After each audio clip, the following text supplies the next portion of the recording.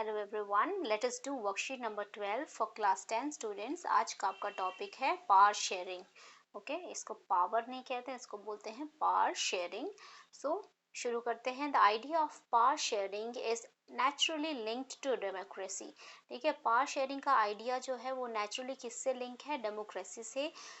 Most of the societies around the world are having diversity basis based on the religion, race, caste और language etcetera. तो ज़्यादातर society में, world में, all around the world क्या है? Diversity है। और किसके ऊपर बेस है वो? रिलीजन, धर्म के ऊपर। ठीक है, और जाति, रेस मतलब ह्यूमन रेस, ठीक है, और लैंग्वेजेस के ऊपर। therefore due respect should be given to all the diverse group of and view that exist in the society। और सभी को इसीलिए रिस्पेक्ट दे मिलनी चाहिए। We will understand the impact of power sharing arrangement in Belgium। तो आज हम समझेंगे पावर शेयरिंग बेल्जियम में और उसका impact. Belgium is a small country in Europe. Europe की एक स्मॉल कंट्री है Belgium. It's ethnic composition is complex. इसका जो एथनिक जो पारंपरिक जो कंपोजिशन है वो है कॉम्प्लेक्स, बहुत ही जटिल है। It's population is around 1 crore. इसकी पॉपुलेशन 1 करोड़ है। 59% of the population lives in the Flemish region. ठीक है, 59% जो है वो फ्लैमिश रीजन में रहती है एंड स्पीक्स डच, और डच बोलती है। Another 40% live in the Wallonia region and speak French. और बाकी के 40% जो है वेलोनिया रीजन में रहते हैं और फ्रेंच स्पीक करते हैं। इन the capital study city Brussels, 80% are French speaking while 20% are Dutch speaking। तो अगर इसकी कैपिटल में चले जाएं ब्रुसेल में, तो 80% वहाँ पर फ्रेंच बोलते हैं और 20% डच बोलते हैं। The minority French speaking community are relatively rich and powerful. तो जो माइनॉरिटी में जो लोग हैं, जो फ्रेंच स्पीकिंग पीपल हैं, वो क्या है? रिच हैं और पावरफुल हैं। Dutch speaking community got the benefit of economic development later. तो डच स्पीकिंग कम्युनिटी को बेनिफिट्स इकोनॉमिक डेवलपमेंट का बाद में मिला। This led to the tension between the two communities. इससे क्या हो गया? दोनों ही कम्युनिटीज में टेंशन हो गई in 1950 to 1960। Dutch speaking were in majority in the country. Dutch speaking majority में हो गए कंट्री में, but were in minority in the capital Brussels. लेकिन ब्रुसेल में माइनॉरिटी में। ओके, तो ये इसका ग्राफ रिप्रेजेंटेशन है। फ्रेंच यहाँ पे कितने हैं? 20%। और डच कितने हैं? डच यहाँ पे है 20% और फ्रेंच है यहाँ पे 80%। ठीक है, ब्रुसेल में। और यहाँ पर आपका, यहाँ पर भी ग्राफिक रिप्रेजेंटेशन दिया हुआ है। डच स्पीकर कितने हैं? 59 डच स्पीकर। फ्रेंच स्पीकर 40% और 1% जो क्या है, ये है German speakers.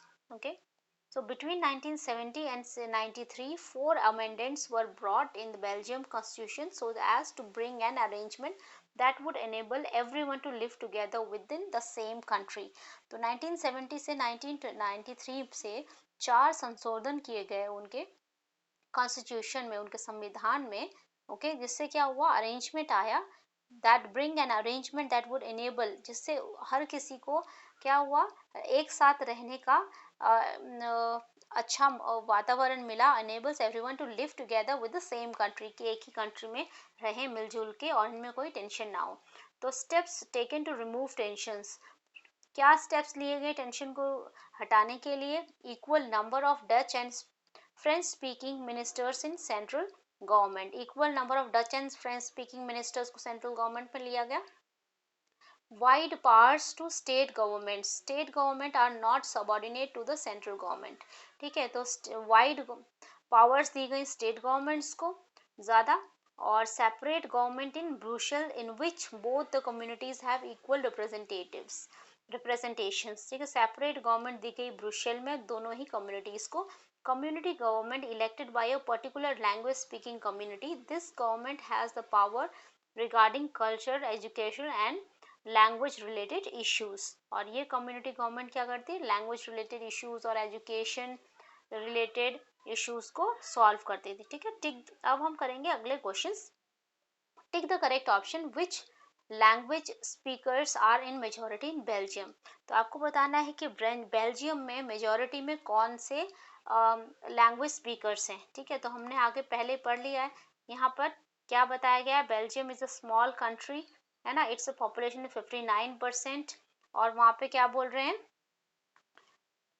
50% of the population speaks Dutch, ठीक है, 50% जो है वो डच बोलते हैं और 40% फ्रेंच बोलते हैं। ओके, तो आप यहाँ पर लिख दोगे, क्या लिखोगे, यहाँ का करेक्ट आंसर आपका होगा डच। Okay, right. पढ़ते हैं अगला question.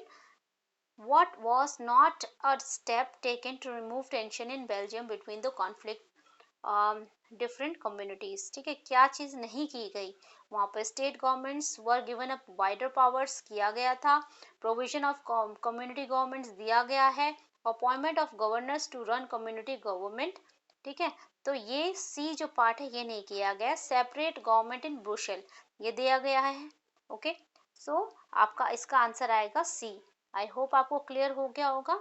If you face any problem